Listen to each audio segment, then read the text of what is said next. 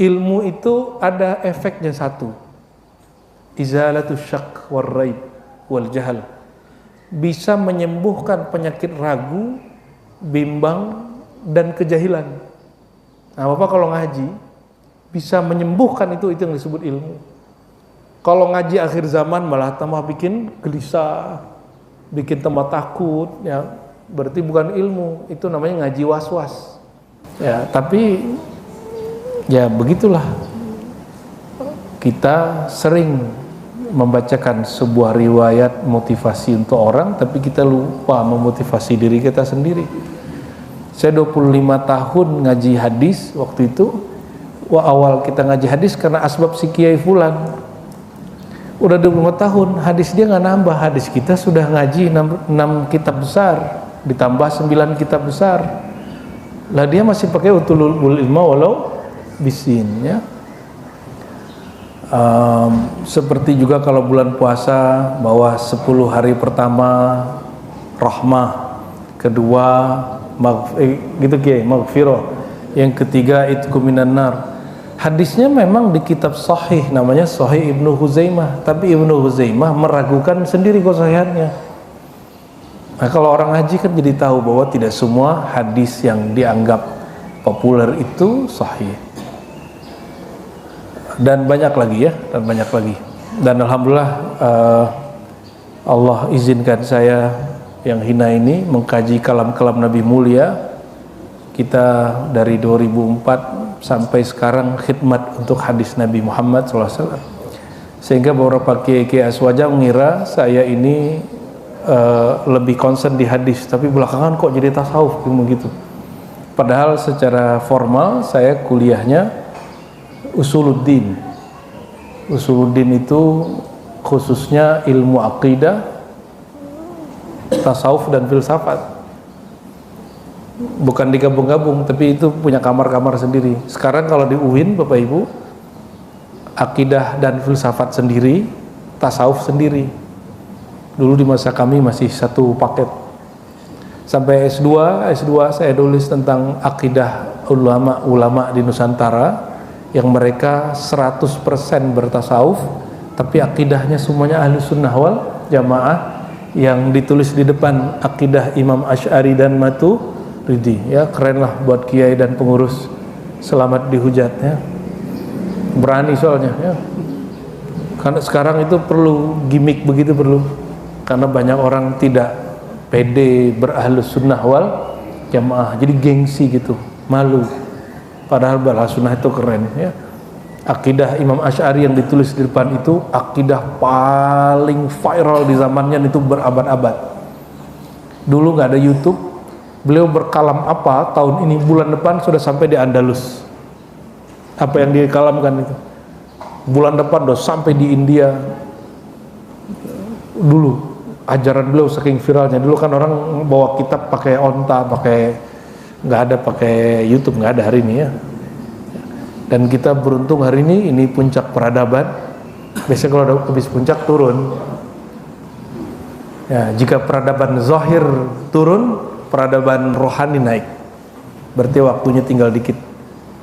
Oleh karena itu jangan main-main lagi. Ambil ayat ini dengan sungguh-sungguh. Iqtarabatis sa'ah, ya, wa syaqqal qamar. Waktu, sang waktu itu. Kalimatnya nggak pakai kata kiamat. Kalimatnya menggunakan iqtarabatis sa'ah. Waktu sudah dekat, sudah sempit. Bulan sudah terbelah. Bukan bermaksud bulan terbelah seperti yang dipahami orang. Maksudnya apa? Waktu sudah tipis sekali, ya. Semoga Allah Ta'ala masih memberi kesempatan kita dan menggerakkan kita selalu untuk mendekatkan diri lewat amal paling yang dicintainya, yaitu ilmu. Oleh karenanya al ilmu afdalul amal, ya, ilmu itu amal paling mulia. Maka ngaji mencari ilmu afdalul a'lam. Coba perhatikan Bapak Ibu, la ilaha illallah afdalul dzikri, itu enggak? Afdalul dzikri la ilaha illallah. Depannya apa? Fa'lam. Maka berilmu tentang la ilaha illallah itu ilmu di atas ilmu, nur di atas nur, puncak di atas puncak. Dan Nabi SAW menyebut dirinya bukan kota amal, pusat amal. Nabi kalau ingin kenal Rasulullah bukan lewat amalan, kalau ingin kenal Rasulullah lewat ilmu. Maka beliau mengatakan, ana darul hikmah, ana darul ilm, ana madinatul ilm. Aku pusat ilmu, aku kota ilmu.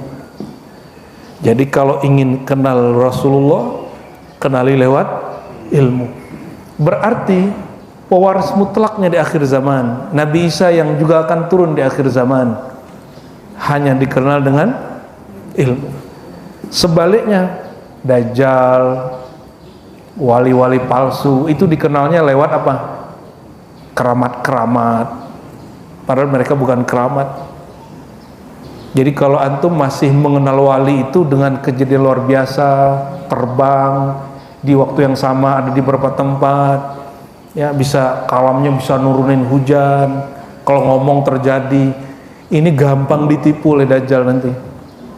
Ya, itu yang dicari-cari orang awam hari ini. Jadi orang awam nyari Imam Mahdi, itu Imam Mahdi yang begitu. Dia tidak mengenal kemahdian lewat ilmu, tapi lewat kejadian-kejadian luar biasa. Orang begitulah yang nanti gampang ya. Dan kiai-kiai banyak yang belum upgrade, dia masih berpikir begitu. Kalau buat manakib, buat haul Syekh Fulan, itu yang diceritakan cuma keramat-keramat. Buat manakib Syekh Abdul Qadir Jilani yang diceritakan ayam mati hidup lagi, itu hobinya. Padahal beliau tidak mewariskan cerita itu, keramat itu. Yang diwariskan adalah keramat sejati, itu al-ilmu. Ilmu itulah yang tidak hancur ketika kemakan zaman, kena paparan matahari dia tidak lekang, ketika kena turun air hujan dia tidak layu, dia tidak akan basah, dia akan abadi. Ya, kenapa? Karena ilmu itu sifat Allah Subhanahu wa ta'ala. Sifat Allah azali. Jika orang sudah sampai kepada puncak ilmu, dia akan merasa fana pada ilmu dan tidak berilmu, barulah nyata Allah yang maha berilmu. Ya, nanti akan sampai kita ke masa-masa seperti itu. Di masa-masa nanti orang ketika paceklik membutuhkan ada orang yang datangin hujan, nanti itu jadi walinya tuh, atau wali setan, ya. Muncul sakit yang luar biasa, virus di mana-mana. Nanti ada orang yang satu hembusan dia orang sehat, dikira itu wali, padahal wali setan. Ya. Padahal kalau kita lagi paceklik atau lagi sakit, bukan hanya berobat atau itu yang diajarkan, tapi gimana ilmu menghadapinya. Secara zahir kita cari, tapi secara batin menerima ketentuan Allah itu yang mahal. Rumah sakit tambah banyak yang bagus, tapi ilmu menghadapi sakit diajarin nggak di rumah sakit? Rumah sakit hanya mengajarkan, hanya memberikan layanan pengobatan, penyembuhan orang sakit fisiknya, tapi orang yang sakitnya nggak diobatin, hanya sakitnya yang diobati. Malah ada dokter yang nakut-nakutin, ya kan? Oh ini nggak, ini bahaya nih, 3 bulan lagi meninggal nih. Kayak dia mendahului Tuhan aja kan? Nah ini, jadi sekarang kalau pengobatan zahir sudah tambah banyak, tapi yang ilmu mengobati, orang yang sedang ngobatin itu juga sakit ternyata. Dokter-dokter ini kebanyakan juga rohaninya berpenyakit, sehingga kalam-kalam yang keluar menambah penyakit orang. Kalau kedokteran ini puncaknya sudah, tapi ilmu ngerobatin dokter yang hatinya berpenyakit dan juga pasien yang hatinya berpenyakit, itu yang mahal hari ini. Itu ilmunya Nabi Muhammad Sallallahu Alaihi Wasallam, ya. Itu ilmunya para aulia. Insya Allah kita istiqomah ngaji. Mau orang bilang Dajjal keluar, biarin kita ngaji aja, Pak. Ya. Imam Mahdi keluar, itu nyambutnya pakai ilmu, hanya pakai ilmu. Dan tidak semua ilmu juga berkaitan dengan itu. Kita harus mulai pinter-pinter memilih ilmu yang mana, ya, karena tidak semua ilmu itu beneran ilmu. Ilmu itu ada efeknya satu, izalatus syak wal raib wal jahal, bisa menyembuhkan penyakit ragu, bimbang, dan kejahilan. Nah, Bapak kalau ngaji bisa menyembuhkan itu yang disebut ilmu. Kalau ngaji akhir zaman malah tambah bikin gelisah, bikin tambah takut, ya berarti bukan ilmu, itu namanya ngaji was-was. Ngaji biar tambah was-was. Nauzubillah, summa nauzubillah.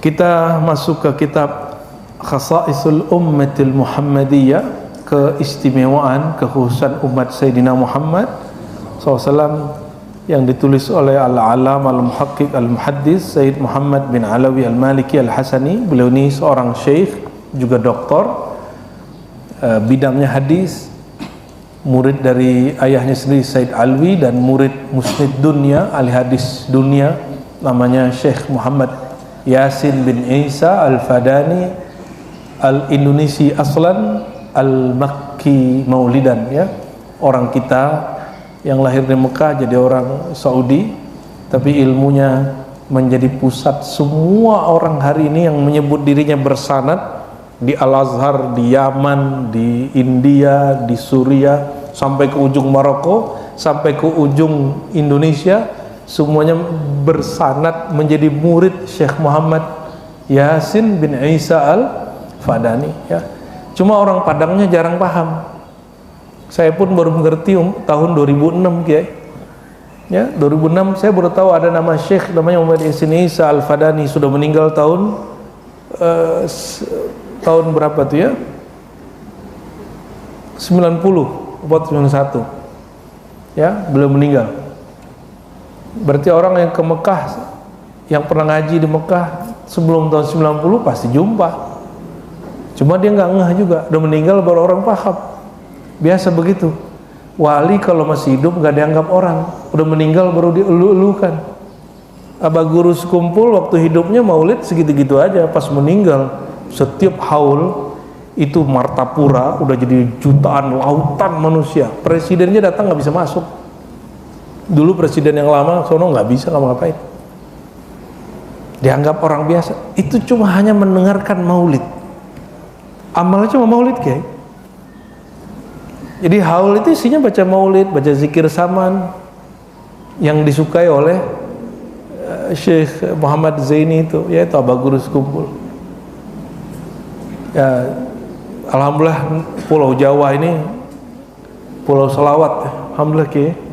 Barusan kita juga mulai selawat, ya. Kalau bisa selawat ini, maulid ini dihidupkan, bahkan di rumah-rumah. Bapak kalau bisa buat maulid di rumah keluarga kita aja. Nanti ada maulid RT, RW, maulid kelurahan, desa, kecamatan, kota, provinsi. Nanti kalau udah gede, maulidnya di istana nanti kita, ya, di Monas atau di IKN, ya. Insya Allah kita desak ini, kita bikin tradisi yang positif. Ini sebentar lagi maulid, ya. Tanggal 1 Rabiul Awal, tanggal berapa? 1 Rabiul Awal. Septembernya apa ya, September apa ya, 5 mulai maulid, ya. Kalau yang nggak hafal maulid ya sudahlah, sholawat aja tiap hari 313 kali tiap hari terus. Jadi tiap hari kita maulid dengan cara apa? Bersolawat ke beliau. Tidak cukup itu, beli buku-buku tentang beliau yang menceritakan kisah beliau. Nggak sanggup baca, ya udah setelah kajian-kajian orang yang menghikayatkan tentang Nabi Muhammad SAW. Syaitan itu punya wali di dunia ini namanya Dajjal. Syaitan dari dulu benci sama sosok namanya Muhammad, karena di wajah Nabi Adam itu ada Nur Muhammad, dia nggak mau sujud, nggak mau sujud. Di Nabi Musa ada Nur Muhammad, dia nggak mau sujud. Jadi antum kalau mau selamat, hidupkan majelis maulid, dan tidak hanya simbolis ritual. Pelajari siapa nih orang maulidkan ini, siapa, kisahnya apa, sehingga kita mengamalkan sunnahnya tidak lagi karena ikut-ikutan, tapi betul-betul karena cinta dan kesadaran.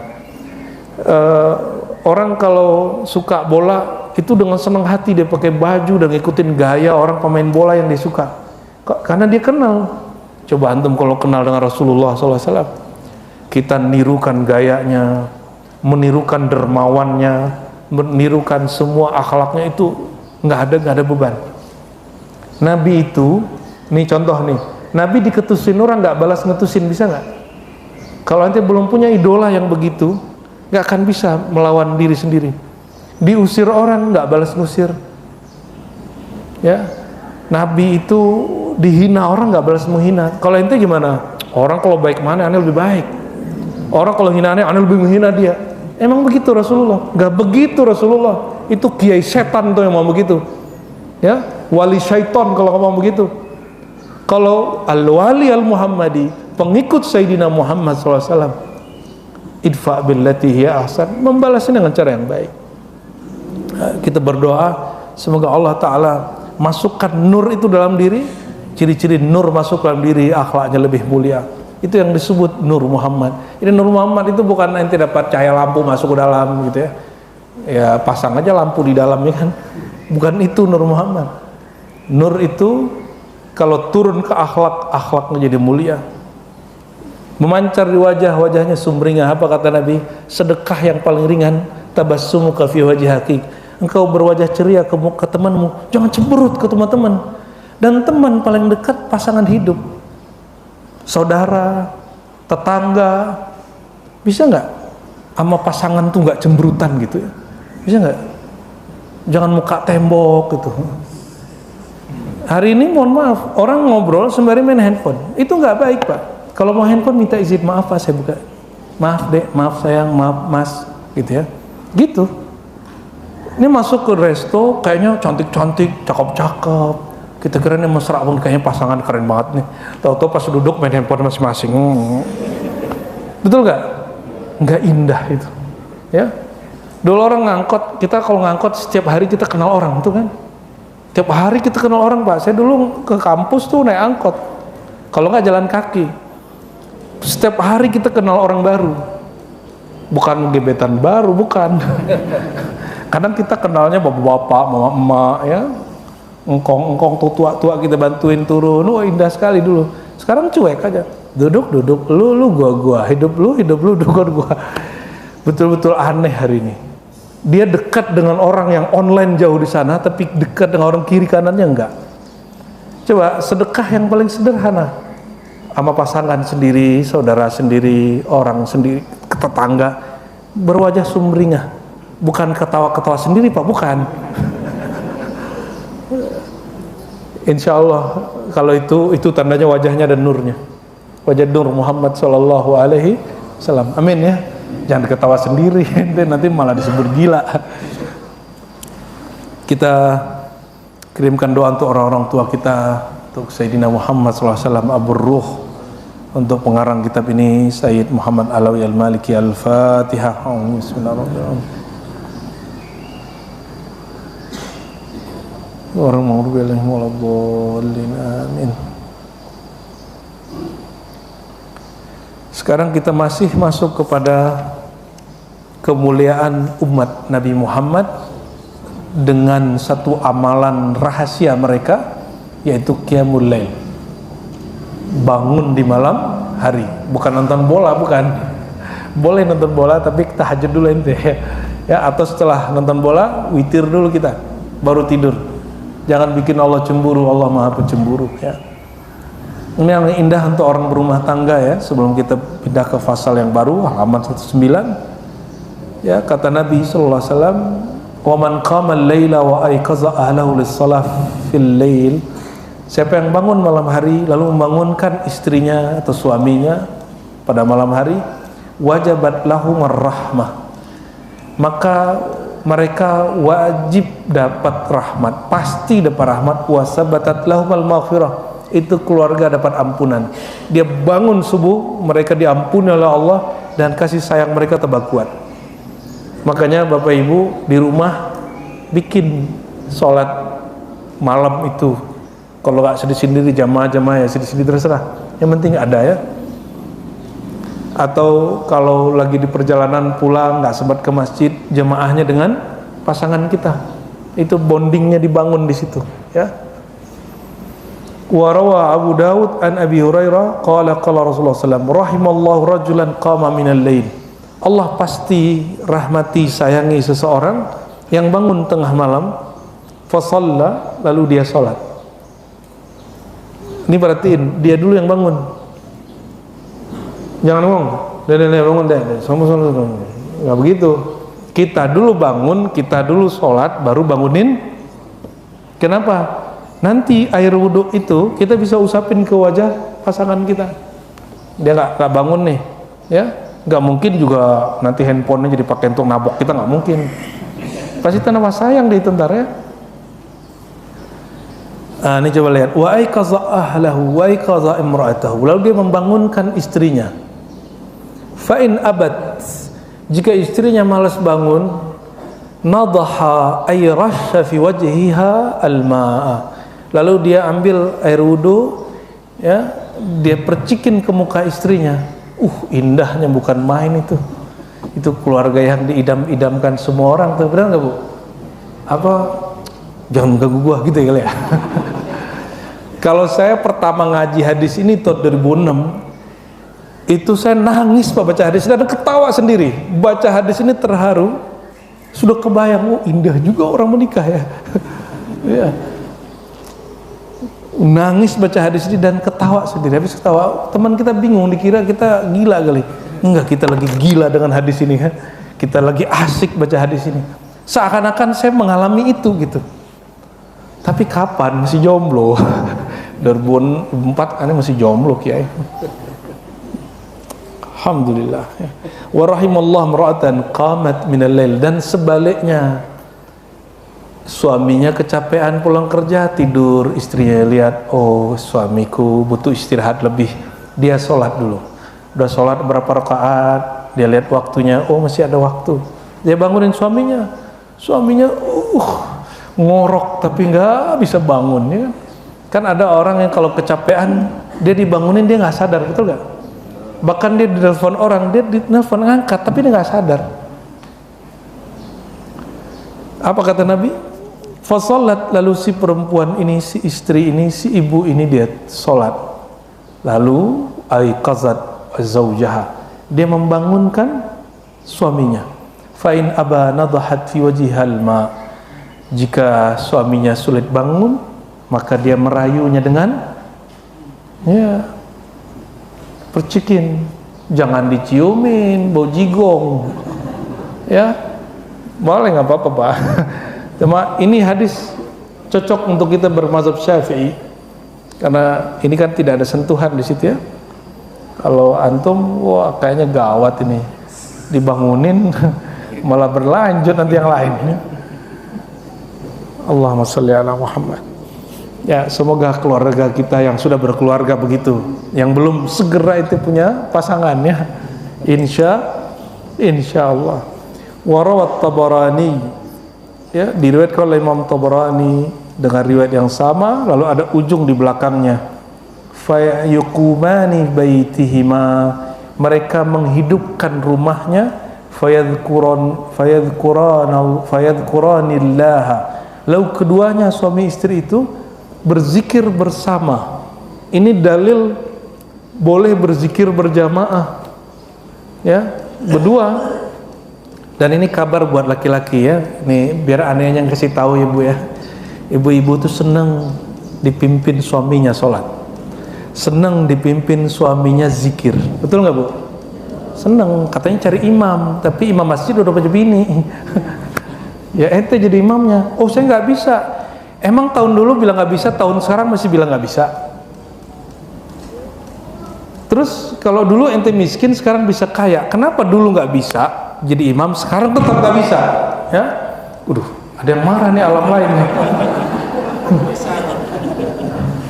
Jadi nanti pulang harus mulai memimpin sholat sunat ya, sholat tahajud.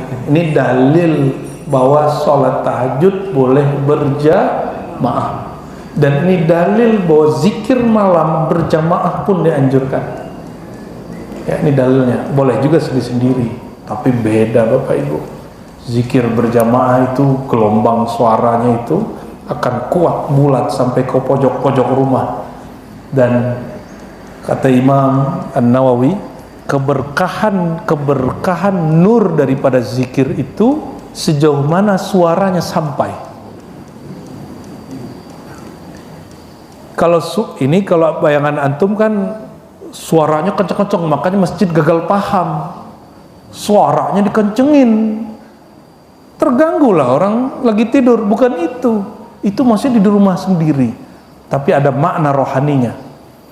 Sudahkah suara zikir kita tembus ke rumah rohani yang bernama kolbu? Kalau tembus ke kolbu, kolbunya berkah. Semua yang kita keluarkan hari ini lewat mulut, lewat tindakan, lewat ekspresi muka, itu semua terjemahan dari kolbu. Jadi nggak bisa dibuat-buat. Hari ini peraturan apapun di kantor-kantor, di jalan-jalan, kalau kolbu nggak dibenerin nggak akan beres. Kan hari ini banyak peraturan itu ngekang orang, ya, bukan malah kemudian membuat orang itu betul-betul jadi manusia. Menurut antum nih, mohon maaf, ini saya termasuk tidak suka orang kerja itu berdasarkan absensi online. Kenapa? Itu bukan manusia, itu robot, Pak. Itu budak. Ya. Kalau manusia bekerja dengan kesadarannya, cuma karena nggak banyak orang sadar bikin sistem begitu. Jadi benarlah kata Allah, ulaika kal an'am. Mereka itu nggak lebih daripada binatang ternak. Kenapa? Ini bukan orang yang kerja di kantor, ya. Orang-orang yang tidak kembali kepada kesadarannya itu tidak ubahnya dengan hewan ternak. Kenapa? Hewan ternak itu nggak punya akal, kita punya akal. Nih seandainya manusia mengaktifkan akalnya semua, dia nggak perlu di CCTV, nggak perlu ada laporan. Ini kan yang bikin kos kerja tinggi, ya. Bikin laporan siapa aja yang dibutuhin? Sekretaris, bendahara, ini. Karena orang tidak kembali ke kesadarannya. Maka di zaman Nabi sedikit ada bendahara, sedikit. Jadi kos bikin negara Madinah itu sedikit sekali. Kenapa? Orang kalau dipercayakan, dia betul-betul terpercaya. Cukup dia ngelaporin, nggak perlu dia angkat karyawan ini, nggak perlu. Di Rasulullah itu betul-betul sangat-sangat minimalis, tapi kerjaannya besar. Nanti Bapak Ibu akan kembali ke zaman itu. Maka Nabi mengatakan, ya, nanti akan ada masa al-khilafah ala minhajin nubuwah. Ya, orang ngurusin bumi, manhaj nubuwah. Dia nggak perlu di CCTV-in, nggak perlu diancam resign, diancam pecat. Orang itu bekerja betul-betul dengan kesadarannya. Ya, saya doakan kita yang hadir adalah orang-orang yang sudah mulai masuk ke alam kesadarannya. Karena Bapak Ibu ini hadir datang ke sini kan nggak diancam siapa-siapa kan? Ada yang ngancam nggak? Tapi betul-betul karena ingin datang. Ya, semoga ini tanda kesadaran kita sudah mulai Allah bukakan. Amin ya rabbal alamin. Semoga Allah buka dan Allah kekalkan, ya. Amin ya rabbal alamin. Dan di hadis Imam Al-Hakim, sebelum selesai, ya, lalu mereka berzikir sesaat saja di malam hari, illa ghufira lahuma. Mereka pagi itu, malam itu, dini hari itu langsung diampuni oleh Allah SWT. Dan perhatikan, rezeki itu lancar, salah satunya Allah ampun. Makanya kiai-kiai kadang-kadang mungkin terlalu formal. Ketika ada orang datang hidup susah, udah banyakin istighfar. Dikira istighfar buka rezeki, bukan begitu. Orang kalau istighfar, apa mental orang istighfar? Istighfar itu mengakui salah sendiri, benar nggak? Orang istighfar itu dia akan putar kepala aja mengingat masa lalu. Saya kemarin gagal, salah, asbabnya apa? Dia catat di dalam dirinya, bukan di buku aja yang dicatat, di sini dia catat. Jadi nanti jika itu terjadi lagi, dia akan melakukan putusan yang tepat. Itu yang disebut istighfar. Itu yang disebut istighfar aja. Bukan astagfirullah. Kalau itu YouTube lebih banyak rezekinya daripada kita. Ada kan istighfar 24 jam? Astagfirullah. Iramanya macam-macam lagi. Ya. Iya, malah tidur. YouTube mah dapat rezeki, kitanya enggak. Allahumma sholli ala sayyidina Muhammad. Jadi yang disebut orang itu dimudahkan rezekinya, dibuka pintu rezekinya dengan istighfar, karena istighfar membuat orang kalau salah tidak menyalahkan orang lain, dan kalau dia sadar salah dia tidak mengulangi kesalahannya. Jadi mental istighfarnya ada pada orang sukses, cuma dia mungkin belum belajar sholat aja, itu aja bedanya. Mereka sudah mental istighfar dalam bab ritual ibadah, dalam bab kerja profesional, tapi belum istighfar dalam bab rohani. Ya, harusnya mental itu dipakai dalam beribadah. Kebalik-balik kita ini, ya, kita sering kebalik-balik. Dikatakan oleh Imam Al-Hakim, diriwayatkan dari Abu Ubaidah, qala Abdullah bin Salam. Abdullah bin Salam ini orang Yahudi yang membaca kitab Taurat dalam bahasa Arab dan juga bahasa Ibrani.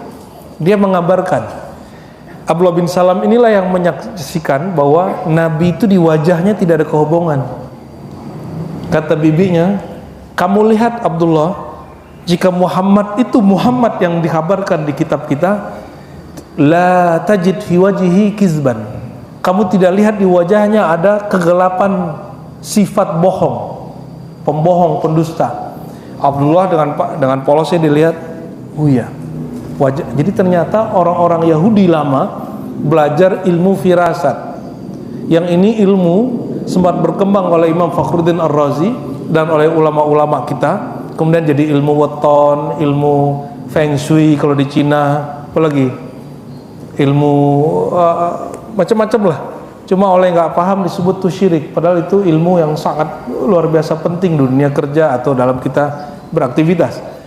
Abdullah bin Salam belajar ilmu itu dan dilihat, ya antum tuh bisa dilihat loh, ini mukanya pembohong, ini pembual, ini banyak omong kurang kerja, ini banyak kerja kurang omong, itu kelihatan Pak. Ya, ini orang kalau sakit hati dipendem-pendem, ini orang kalau dia sakit hati langsung dikeluarin, itu kelihatan. Wajah-wajah ente itu bisa dilihat. Ada guresannya semua. Orang kalau gampang senyum gimana? Nanti membentuk. Orang gampang marah gimana makanya? Nanti kebentuk Pak. Jadi cap di mukanya. Dan itu sudah ada ilmunya. Dijadiin ilmu, namanya ilmu firasah, tapi bukan firasat yang kita maksud dalam hadis. Ini ilmu membaca sesuatu tapi dari indikator-indikator tertentu. Ada Pak ilmunya. Hati-hati ente kalau kerja sama orang. Jangan semua orang pakai kopiah terus soleh aja tuh. Ya, pakai jenggot terus langsung soleh, belum tentu. Siapa tahu orang ini gampang suka ngomong, kayaknya meyakinkan pas kerja blong. Ya, itu banyak terjadi. Sayyidina Abdullah bin Salam, seorang Yahudi, diperintah oleh bibinya, kamu lihat, apa kata dia, saksi. Ma ra'aitu fi wajhi kizban. Aku tidak melihat ada kebohongan di wajahnya. Oh, bisa dia ngelihat. Ya, maka Abdullah bin Salam beriman ke Nabi Muhammad gak pakai dalil. Karena bagi dia buktinya sudah cukup. Dia cuma pengen lihat nih wajahnya wajah jujur atau enggak. Itu sekeluarga masuk Islam. Setelah masuk Islam, mereka dihina oleh orang Yahudi sendiri. Padahal dia anak kiai ini, kiai Yahudi. Ya, Allahumma sholli ala Muhammad. Kata Abdullah bin Salam, maktubun fit Taurah, tertulis di kitab Taurat. Salah satu iman kita, yu'minuna bima unzila ilaika wa ma unzila min qablika. Kita percaya kepada yang diturunkan ke Nabi Muhammad SAW dan juga yang diturunkan kepada selain Nabi Muhammad sebelum Nabi Muhammad, yaitu Taurat dan Injil. Namun kita tidak tahu Taurat Injil hari ini murni atau tidak. Ya, karena hadis saja, hadis ini itu ada verifikasinya di sahih tidak sahih. Di Injil mereka, di Taurat mereka, apakah ada begitu? Wallahu alam, itu bukan wilayah kita. Mungkin mereka ada tapi tidak seketat ilmu hadis. Nah, ini diverifikasi langsung oleh Abdullah bin Salam bahwa ini valid, benar ada. Bahwa tertulis di kitab Taurat, laqad a'addallahu lilladzina tajafa junubuhum anil madaji'i ma lam tara aynun wa lam tasma' udhunun wa lam yakhtur ala qalbi basharin wa la ya'lamuhu malakun muqarrabun wa la nabiyyun mursalun. Allah menjanjikan di surga untuk orang-orang yang tahajud malam hari, ya, tatajafa junubuhum, yang junub ini samping sini itu maksudnya rusuk. Orang yang rusuk dia tidak rebahan, itu disebut tatajafa junubuhum anil madaji, dari tempat tidur. Tajafa jauf, jauf itu kan rongga, dia berjarak daripada tempat tidurnya gitu. Malam tara ainun, Allah janjikan buat mereka suatu fasilitas, suatu mahligai, suatu tempat yang tidak pernah dipandang oleh manusia di dunia. Wala tasma'u uzunun, tidak pernah orang mendengar semewah itu fasilitasnya. Wala yakhtur ala qalbi basharin, ini kata kunci, tidak pernah tergores di qalbu bashar. Qalbu bashar, bukan qalbu insan, ini beda. Qalbu manusia biasa, ada qalbu bashar, ada qalbu insan. Kalau insan lebih khas daripada bashar. Bashar ini manusia fisik, empiris, secara empirik tidak pernah ini dilihat. Tapi kalau qalbu insan, insan itu bernama Nabi Muhammad. Nabi Muhammad diizinkan masuk surga nggak? Nabi dapat mengkabarkan surga karena dikhabari Jibril atau Nabi masuk sendiri? Nah, Jibril. Dikabari Jibril apa masuk sendiri? Apa kata Nabi? Dakhaltul jannata ra'aitu fil jannah ra'aitu fin nar. Ini Nabi sendiri ngomong, aku masuk surga, aku banyak. Tapi itu masih belum lengkap. Yang paling lengkap biyadi mafatihul jannah. Ibu kira-kira gimana nih? Saya bilang, itu apartemen punyaku semua, aku punya kuncinya. Gimana tuh? Saya punya kuncinya.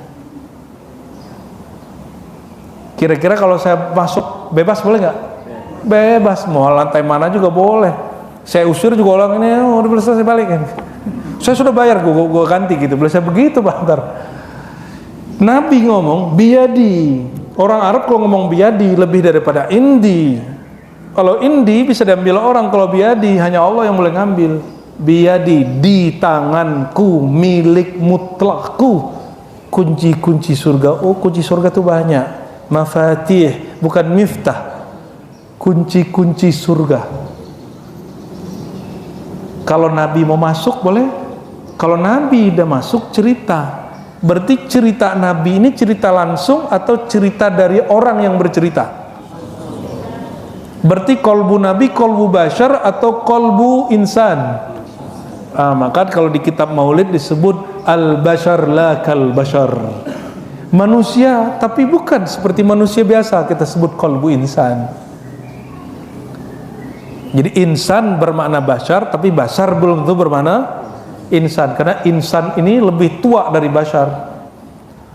Bashar ini kalau mati, yang ditanam tuh bashar namanya. Insannya masih hidup? Masih. Yang ditanya malaikat tuh insan. Kata malaikat, man rabbuka, tubuh basharnya sudah meninggal. Paham maksudnya? Jadi jika di Quran ada kalimat insan bermakna fisik, itu insan bashar. Tapi kalau di Quran ada bab pertanggungjawaban rohani, disiksa, masuk surga, itu insan yang hakiki, ya, bukan insan yang bashar itu. Bashar artinya insan secara empirik, secara fisik. Tidak pernah terbersit di dalam kolbu bashar, berarti pandangan bashar, telinga bashar. Bolehkah ada selain Nabi Muhammad SAW, dia umat Nabi Muhammad, kolbu dia Allah perlihatkan nikmat surga, boleh nggak? Allah sanggup nggak? Pertanyaannya, sanggup. Sanggup nggak? Jangankan setelah Nabi Muhammad, sebelum Nabi Muhammad ada seorang nabi namanya Nabi Idris, itu nanya, ya Allah, bolehkah aku lihat bagaimana itu neraka? Dilihatin neraka. Sebelumnya dia pintar kiai, dia tahu ada satu kaedah. Apa kaedahnya? Kamu tidak akan bertemu Allah kecuali mati. Maka dia minta mati dulu. Dia panggil Mikail, Israfil, Israel semuanya. Mereka ngaji, tukar-tukar ilmu. Terus dia bilang, malaikat maut, wahai Israel, aku pengen tahu cara mati itu gimana. Israel tidak berani nyentuh seorang kekasih Allah. Lalu Nabi Idris minta izin kepada Allah, baru Israel boleh membunuh. Jadi nggak usah takut dideketin sama malaikat Israel. Israel tidak akan cabut nyawa kita kalau kita belum diizinkan oleh Allah. Sederhana gak? Itu malaikat maut tiap hari mandang ente begini, segini jaraknya. Tiap hari. Jadi kita harus tiap hari merasa besok aku bakal mati. Kalau kita berpikir begitu, mungkin gak main-main hidupnya.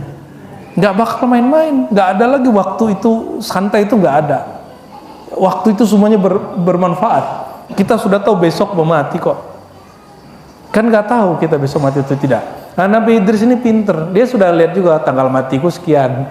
Tadi majuin. Nah, ini namanya hukum jaiznya Allah. Kan Allah ini wajib, mustahil, jaiz. Allah boleh geser-geser takdirnya sesuka dia. Ya, yang tidak boleh Allah geser cuma satu, rahmatnya. Bahwa rahmatnya mendahului marahnya, murkanya. Itu nggak bisa digeser. Nggak ada namanya murkanya Allah mendahului rahmat. Selalu rahmat Allah. Maka hukum jaiz pada bab rahmat. Walhasil dia berdoa, lalu Allah izinkan malaikat maut mencabut nyawanya.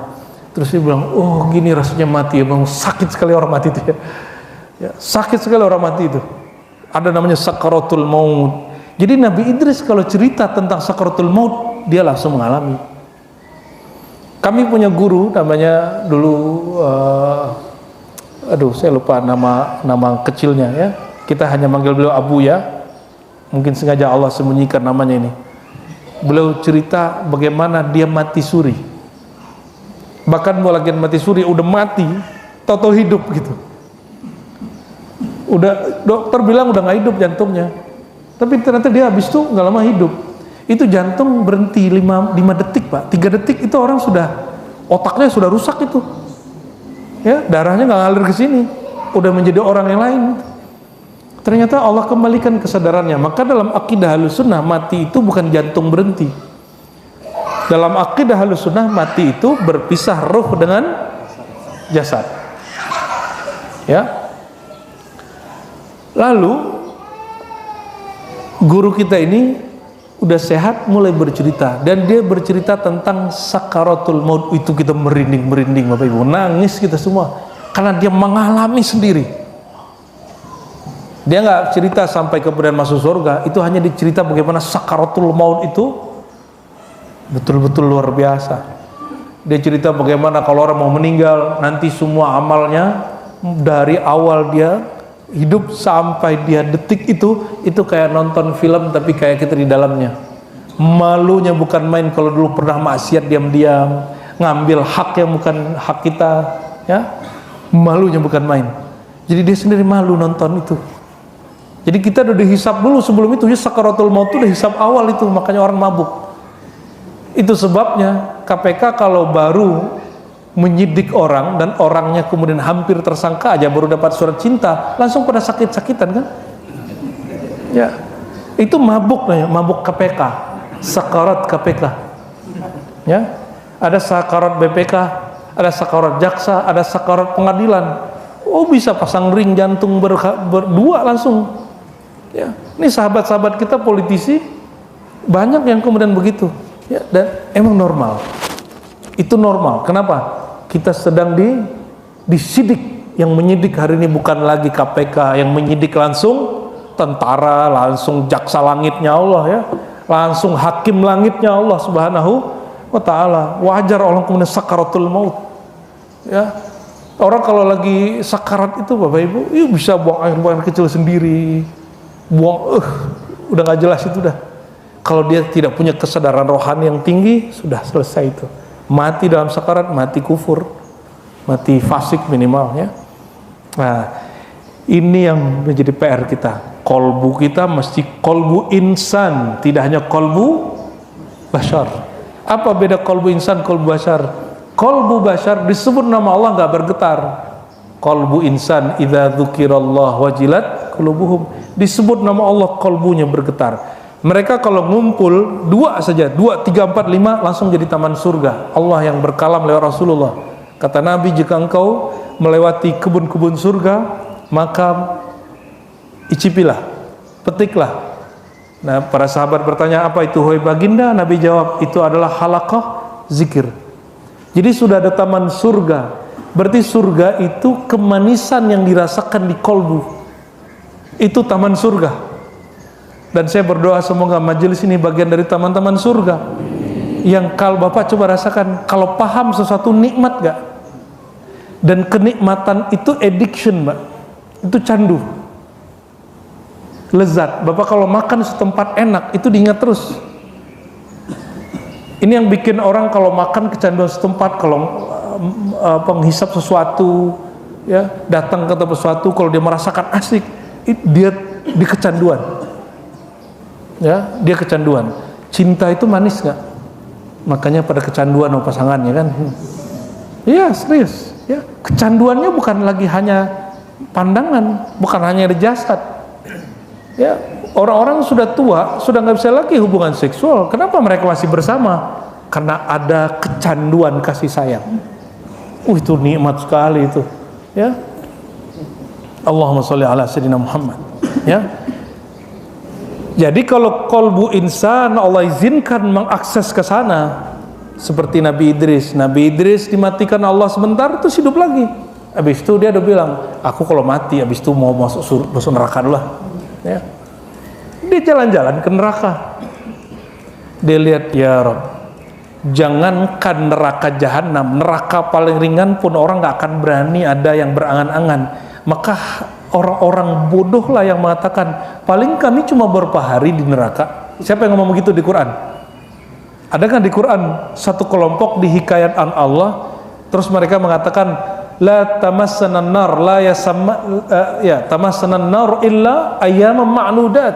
Kami tidak disentuh, tidak disisa neraka kecuali beberapa hari aja. Dia nggak tahu sehari neraka itu 1000 tahun. Ya, aneh tusuk ente semenit gitu, boleh nggak? Kan bodoh tuh orang begitu tuh, ya. Dan itu Allah hikayatkan di situ. Dan kita jangan beragama itu dengan kebodohan, ya. Maka ente jangan ngomong berpikir seperti mereka. Ah, gak apa-apa, wasiat paling ntar juga disiksa berapa hari. Paling disiksa bentaran aja gitu, enak bener. Ya, gak begitu beragama, ya. Lalu dikatakan di sini, la ya'lamuhu malakun muqarrab, bahkan malaikat muqarrabin tidak tahu. Muqarrabin itu jamak. Kalau satu malaikat disebut muqarrab. Malaikat muqarrabin itu langsung, itu barisannya barisan bukan ring 1 juga, masih ring 3 lah. Ring 1 kan Jibril, Karubiyin, Eliyin, termasuk di situ Jibril, Mikail, ya, Israfil itu ring 1 malaikat paling tinggi sudah. Lalu ada di bawahnya malaikat-malaikat Karubiyin, di bawahnya lagi ada malaikat-malaikat ini, malaikat itu. Ini malaikat muqarrabin kira-kira level 3 up lah. Itu nggak tahu, Pak. Malaikat aja nggak tahu yang Allah rahasiakan untuk kekasihnya. Kenapa? Mana ada rahasia untuk kekasih diumbar. Maka flexing itu nggak usah dipercaya, itu orang nggak kaya beneran itu, ya. Itu orang nggak kaya, dia cuma lagi membranding dirinya dan kita juga nggak percaya. Lalu dikatakan di sini wala nabiyyun mursal, bahkan seorang nabi tidak diizinkan mengetahui kecuali Allah kasih tahu dia. Qala Abdullah wa nahnu naqra'uha. Lalu Abdullah bin Salam hafal juga Quran, dan disebutkan di kitab Taurat begini, di Quran ada lagi. Dia juga hafiz Quran. Fala ta'lamu nafsum ma ukhfiya lahum min qurrati ayun. Mereka tidak tahu rahasia yang Allah berikan, ya, min qurrati ayun, dari hal yang menyedapkan mata, ma ukhfiya lahum, apa yang disembunyikan. Maka khafa itu satu yang disembunyikan. Zikir khafi, zikir yang disembunyikan dari lisan dan telinga. Lisan nggak nyebut, telinga nggak mendengar, mata nggak lihat, namanya zikir khafi. Khairul dzikr ma khafi, zikir sebaik-baik zikir, zikir yang sembunyi, ya. Solat malam itu adalah solat yang disembunyikan. Solat jamaah itu solat yang dizahirkan. Maka siapa yang punya rahasia bersama kekasihnya, kekasihnya akan memberikan hadiah rahasia juga untuk dia. Sudah punya amalan rahasia belum dengan Allah? Nah, di sini ada satu pesan. Ini yang dikatakan oleh Imam Qushairi, Imam Al-Kattani, Imam Maulana Khalid, Imam Syazili, Syekh Abdul Qadir Jilani, Bahauddin Naqsyabandi. Semua wali-wali mengatakan apa? Hendaklah seorang hamba, seorang murid, seorang muslim, dia punya amal rahasia yang mana istrinya pun nggak tahu, muridnya nggak tahu, sahabatnya nggak tahu, temannya nggak tahu, gurunya pun nggak tahu.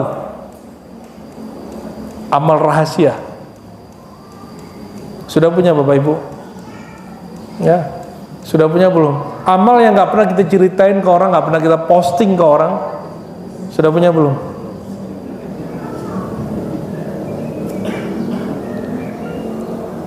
Solat, ada solat yang tampak, ada solat yang kita sembunyiin. Sedekah, ada sedekah yang tampak, ada sedekah yang kita sembunyiin.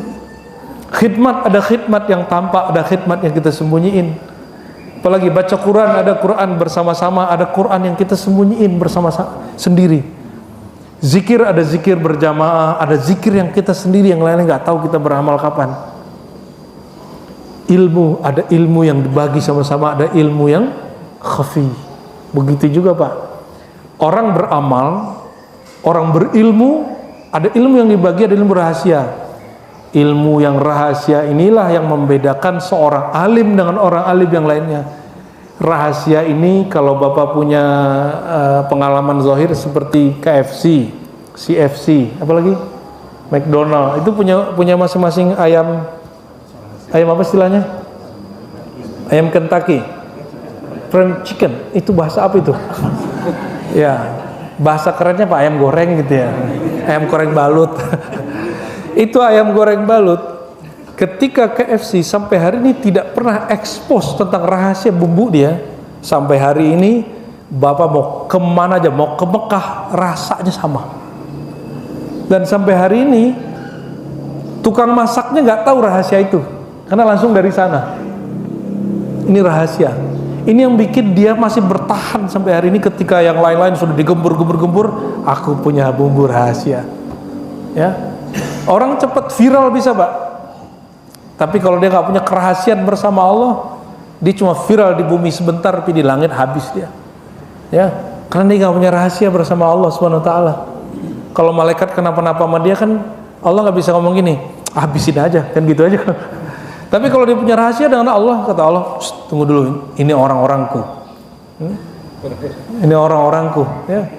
Apa kan ini kata Allah? Ahlul Quran, ahlullah wa khasatuh. Ahli Quran, keluarga Quran, pencinta Quran tuh nggak hanya ngapal, nggak hanya baca, yang mengerti rahasia. Ini perhatikan, baca Quran zahir nggak? Betul zahir? Hafalan Quran zahir? Makna Quran nggak zahir. Kalau saat sakaratul maut, pembaca Quran bisa hilang Qurannya, hafiz Quran stroke, hilang Qurannya. Tapi kalau orang ahlul asrar wal ma'ani wal azwaq wal haqa'iq wal ma'arif, yang di dalamnya ada sirnya Quran, kepalanya sudah hancur, mungkin pembuluh darahnya sudah pecah, tapi di darahnya sudah mengalir sirul Quran. Sir apa? Rahasia kalam Allah itu. Itu kalau malaikat lagi mau ngapain dia, malaikat mau, nih orang kok udah nggak sholat nih gitu ya. Ya orang udah sakit, gimana mau sholat? Apa kata Allah ke malaikat?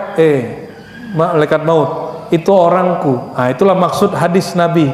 Ahlul Quran, ahlullah wa khasatuh. Keluarga Quran itu keluarganya Allah dan seorang spesialnya Allah. Kalau spesial, kira-kira matinya dibaik-baikin nggak sama malaikat maut? Pasti dibaik-baikin, walaupun dia ngalamin apapun sebelum meninggalnya.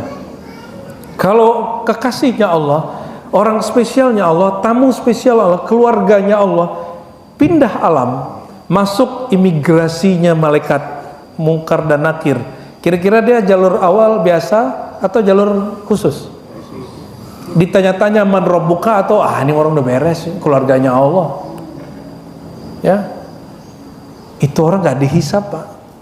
Jadi kalau orang nanya, gimana caranya Ustadz biar nggak dihisap? Ente harus jadi ahlullah wa khasatuh, harus jadi keluarga Quran.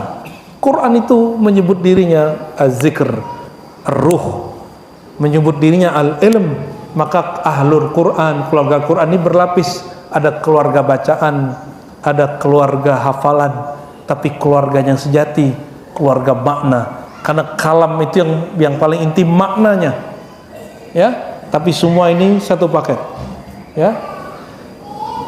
Semoga kita jadi ahlul Quran wa khassatuh. Amin. Maka Nabi berkalam. Nah, ini hadis penutup nih, ya. Belum disebut di sini. Berarti belum nyampe pasal berikut, Kiai. Ya. Kata Nabi SAW, "Autiru ya ahlal Quran." Ini pencinta Quran semua ingin disebut ahli Quran, ingin tidak dihisab. Secara zahirnya tetap dihisab, tapi gak dihisab. Ketemu malaikat munkar nakir tapi gak diapa-apain. Ketemu malaikat hisab, malaikat mizan tapi gak diapa-apain. Langsung masuk. Kenapa? Allah nanti bilang, "Hei malaikatku, itu keluargaku. Wa khasati, itu orang-orang spesialku." Kenapa? Dia punya waktu sendiri, dia bersamaku dengan Qur'annya, dengan makna Qur'annya, dengan sir Qur'annya, dengan wirid Qur'annya. Maka Nabi berkalam, "Autiru ya ahlal Qur'an." Wahai keluarga Qur'an, bangunlah malam hari, lakukan solat yang paling aku suka, yaitu solat witir, solat yang ganjil. Jadikan Quran itu sebagai bacaannya, sebagai wiridnya. Saya nggak hafal Quran, sekarang kan ada teknologi, ente taruhlah apa di depan, boleh ya. Kalau nggak bisa pakai itu, ya beli Quran, standing Quran, beli Quran yang besar, baca Quran. Nah, insya Allah kita termasuk ahlullah wa khasatuh, ya. Nah, nanti kerjakan itu orang nggak ada lihat. Istri pun kalau perlu nggak tahu, maka beramal dulu baru bangunin pasangan. Ini kita belum beramal udah bangunin anak, ntar anaknya bilang, "Abi nggak sholat." Ya kan? Kita lagi nonton terus bilang, dek sholat deh, ke masjid. Lah kitanya nonton. Terus anaknya cerdas. Papa nggak sholat, Bapak nonton, malah kita disuruh ke masjid. Kalau nyuruh anak jangan pakai mulut, pakai kaki, Pak. Bukan tendang dia, bukan. Kita ikut jalan. Kita duluan sampai di sono, nanti kan anak nyari bapaknya. Anak nyari bapak nggak? Ya, anak nyari mak untuk makan. Tapi kalau untuk simbol dia nyari bapaknya. Makanya bapak-bapak mohon maaf, jangan sering-sering main handphone depan anak. Nanti ditiru. Jangan sering marah-marah depan anak. Jangan juga cerewet, nanti ditiru sama anaknya semua. Ya, berwibawa dikit lah depan anak tuh. Ya, jangan banyak ngomong. Ya, harus ada tegasnya, tapi jangan tegas yang keras. Ya. Semoga Allah Ta'ala jadikan kita ahlullah wa khasatuh, ahli qiyamul lail, dan meninggal dalam husnul khatimah, meninggal menjadi ahlul Quran. Terserah lagi sujud gak sujud, yang penting ahlul Quran. Jangan norak seperti orang awam. Mohon maaf, saya ingin mati dalam sujud. Repot Pak ngurusin orang mati lagi sujud, ya. Jangan itu, cukup katakan, "Ya Allah, wafatkan aku dalam keadaan yang Kau ridhoi." Husnul khitam, husnul khatimah bahasa Arabnya. Jangan aneh-aneh. Ente sujud tapi lagi riya gimana? Ya. Atau kalau kiai ini lagi khotbah, lagi belagu-belagunya lagi khotbah kan, aneh, orang paling alim sedepok mati, ya kan? Lagi khotbah juga.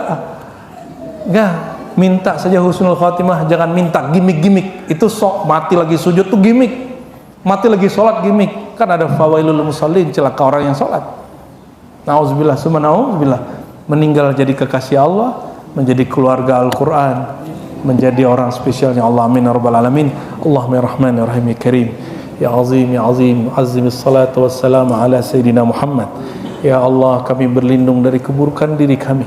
Ya Allah yang maha besar, yang maha agung, jadikanlah nama Rasulullah begitu agung dalam diri kami. Jadikanlah sir nur ajaran Rasulullah begitu agung dalam hidup kami. Ya Allah, sifat kami tidaklah baik, jiwa kami sangatlah keras, kolbu kami juga sangat bernoda. Ya Rabb, ya Jabbar, ya Nur, ya Muqallibal Qulub, wahai yang dengan kekuasaannya mudah mengubah hati kami, ubahlah hati kami yang menatap dunia menjadi hanya menatap kepada Engkau. Ubahlah hati kami yang tadi cinta dunia jadi hanya mencintai Engkau. Ubahlah diri kami yang keras ini menjadi lembut, dari pemalas menjadi rajin, dari yang sulit tahajud menjadi mudah bertahajud, dari yang sulit baca Quran dimudahkan baca Quran berjam-jam, berhari-hari. Ya Allah, Jadikan Quran Rabi'a qulubina, jadikan Quran ya Allah menjadi masuk ke dalam sumsum tulang kami, masuk ke dalam relung kolbu kami. Dan jangan pernah ya Allah la tanza'ha ba'dama afattaha alaina, jangan pernah engkau cabut ya Allah setelah engkau memasukkannya ke dalam kolbu kami. Allahumma ya Allah, beri cahaya rumah kami, keluarga kami, pasangan-pasangan kami, anak-anak keturunan kami, orang-orang yang berjuang, yang berkhidmat bersama kami. Mohon ya Allah, jadikan kami min ahlika, min ahlillah wa khasatih. Jadikan kami yang tidak pantas ini ya Allah menjadi kekasih-Mu, menjadi kekasih Rasulullah, menjadi keluargamu, menjadi keluarga yang engkau istimewakan di dunia dan di akhirat, dengan mencintai engkau, dengan mengenal engkau, dengan hidup menghidupkan malam bersama engkau. Allahumma ya man ja'ala al-laila wan nahara, ya Allah yang menciptakan siang dan malam, jangan jadikan iman kami kuat di waktu pagi berubah di waktu sorenya. Jadikan ya Allah iman kami baik pagi, sore, siang, malam tetap sama hanya kepada engkau ya Allah. Wala taj'al al-fitan fi qulubina wa buyutina wa fi jama'atina wa fi masajidina. Ya Allah, jangan biarkan fitnah, kerusakan, kerusukan, kekacauan merusak kalbu kami, merusak keluarga kami, merusak majlis-majlis kami, merusak masjid-masjid engkau ya Allah. Allahumma ya Allah ya nur ij'al an-nura fi qulubina. Ya Allah, mohon abadikan nur di kalbu kami, alirkan nur pada darah kami, kuatkan nur pada daging dan tulang kami, dan ya Allah berikan cahaya nur ala nur pada hidup kami di dunia dan akhirat. Ahasibna ya hasib hisaban yasira. Ya Allah, seandainya kami tetap dihisab, hisablah dengan hisab yang sangat mudah sekali. Ya Allah, seandainya kami masih ditimbang, mohon beratkan timbangan namamu, timbangan nur engkau, walaupun hanya ada beberapa di kalbu kami. Allahumma ya Allah kafir anna sayyiatina. Ya Allah yang maha tahu semua aib kami, semua dosa-dosa kami. Engkau maha tahu ya Allah, kami bukan menyembunyikan taat kami, kami justru merahasiakan maksiat kami ya Allah. Kami mengira engkau tidak melihatnya ya Allah, padahal engkau maha alim, maha sami', maha basir. Engkau maha tahu, maha melihat, maha mendengar. Mulai pagi ini ya Allah, ubahlah diri kami dari yang merahasiakan maksiat dengan merahasiakan taat. Amin ya rabbal alamin. Ya man qala fala ta'lamu nafsum ma ukhfiya lahum ij'alna minhum ya Allah, ij'alna minhum ya Rabbana ya Sami' ya Basir ya Rabbal lail wan nahar. Amin ya rabbal alamin. Rabbana atina fid dunya hasanah wa fil akhirati hasanah wa qina adzabannar. Wa sallallahu ala sayidina Muhammad walhamdulillahi rabbil alamin. Baiklah, telah kita saksikan tadi secara bersama-sama tausiah yang telah disampaikan oleh Abu Ya Ar-Rasy Hasim. Semoga bagi kita yang mendengarkan dan bagi Abu Ya Ar-Rasy Hasim yang menyampaikan, sama-sama mendapatkan pahala dari Allah Subhanahu wa Ta'ala. Semoga apa yang telah kita dengarkan dan kita simak bersama-sama tadi dapat menambah ilmu pengetahuan kita dan semakin mendekatkan diri kita kepada Allah Subhanahu wa Ta'ala. Amin ya rabbal alamin. Dari tausiah yang telah disampaikan oleh Abu Ya Ar-Rasy Hasim tadi, dapat kita ambil kesimpulan dan juga ilmunya, bahwasanya jangan sampai kita terlena oleh kenikmatan dunia hingga sampai meninggalkan kewajiban kita dan meninggalkan perintah dari Allah Subhanahu wa Ta'ala. Marilah kita selalu bersama-sama menjaga diri kita agar tidak terlena terhadap kenikmatan dunia dan selalu berusaha untuk mendekatkan diri kita kepada Allah Subhanahu wa Ta'ala. Semoga kita termasuk umatnya yang selalu mendapatkan syafaat dari Rasulullah Sallallahu Alaihi Wasallam dan juga selalu mendapatkan hidayah serta rahmat dari Allah Subhanahu wa Ta'ala. Semoga apa yang telah kita dengarkan tadi dapat menjadi ilmu dan juga bermanfaat bagi kehidupan kita, dan tentunya semakin mendekatkan diri kita kepada Allah Subhanahu wa Ta'ala. Sekali lagi kami ucapkan terima kasih yang sebesar-besarnya bagi penonton yang telah mensupport channel Rahasia Islam ini dengan mensubscribe, like, dan share. Karena dengan bantuan dan support penonton sekalian, kami semakin bersemangat untuk selalu menyebarkan konten-konten yang insya Allah akan memberikan ilmu serta manfaat bagi kita semua. Sekali lagi, kami mohon apabila konten kami memberikan manfaat dan juga ilmu serta nilai-nilai positif, mohon bantuannya untuk subscribe, like, dan share. Karena dengan melakukannya kita sama-sama telah menyebarkan kebaikan untuk sesama umat manusia.